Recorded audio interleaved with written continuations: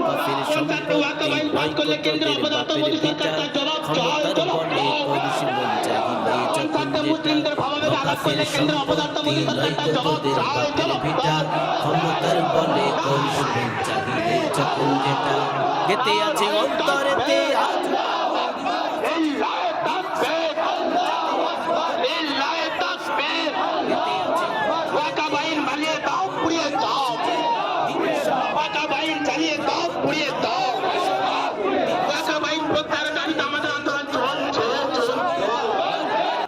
তুমি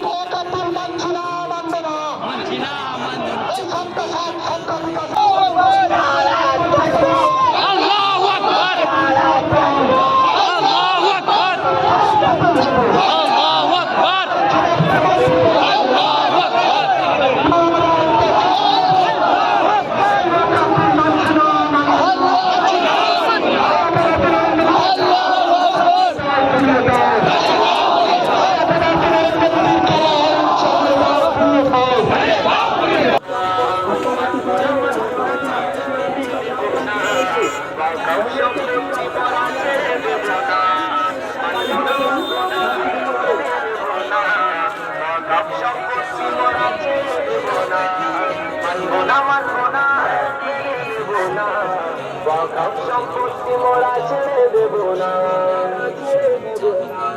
দিকে দিকে মুসলমানের ঐতিহ্য ছিঁড়ে নাই নরেন্দ্র মোদী তোমার আর কোনো ক্ষমা নাই দিকে দিকে আজকে আমরা মুসলমান এক হয়ে আমরা সোচ্চার হব যেমন হরিয়ানার মুসলমান আপনার মানুষেরা আপনার কৃষি বিলকে রুখে দিয়েছে আমরা ইনশাআল্লাহ এই ওয়াকফ বিলকে আমাদের রক্ত থাকতে থাকতে আমাদের মাথার ঘাম পায়ে ফেলে জীবন বাঁচতে বাঁচতে আমাদের লড়াই চালিয়ে যাব।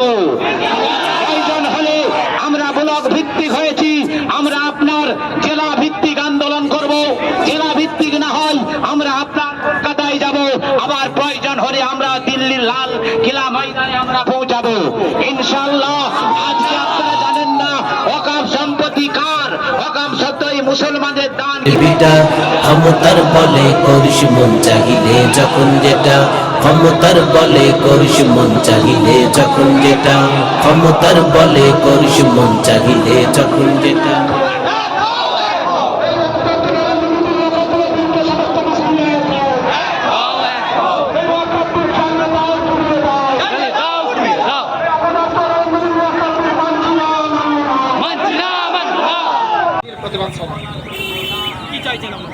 আমরা চাইছি সরকার যেন অবিলম্বে এই বিলকে প্রত্যাহার করে, অবিলম্বে এই আইনকে আমরা মানছি না, মানব না, অবিলম্বে যেন এই আইনকে প্রত্যাহার করে, তার দাবিতে আমাদের এই সভা, আমাদের এই মিছিল।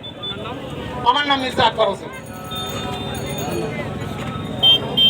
2 নম্বর হলো আমাদের ওয়াকফ বিলের যে ধারা ছিল সেই ধারাকে লঙ্ঘন করে নতুনভাবে আপনার বেআইনি ধারা দিয়ে সংশোধনী বিল আনতে চেয়েছে, সেই বিলের প্রতিবাদে আমাদের আন্দোলন। সংরক্ষণের নামে ভারতবর্ষের ওয়াকফ সম্পত্তিকে নিজের হাতে তুলে নিতে চাই, নিয়ে আপনার মসজিদ মাদ্রাসা দরগা হিন্দু মুসলিম খ্রিস্টান সমস্ত সম্পত্তিকে তারা হরপ করে এক প্রকার লোককে বেচা কিনা করে তাদের ব্যবসার খাতিরে তারা আপনার দিয়ে দিতে পারে। এই স্বার্থে আমাদের এলাকার ঘাটাল মুসলিম আপনার ওয়াকফ ব্লক আপনার কমিটির তরফ থেকে এই প্রতিরোধ আন্দোলন আমরা আপনার আয়োজন করেছিলাম, তার আজ সমাপ্তি ইনশাআল্লাহ এখানে করলাম। আমার নাম শেখ মোহাম্মদ আলী রেজভী।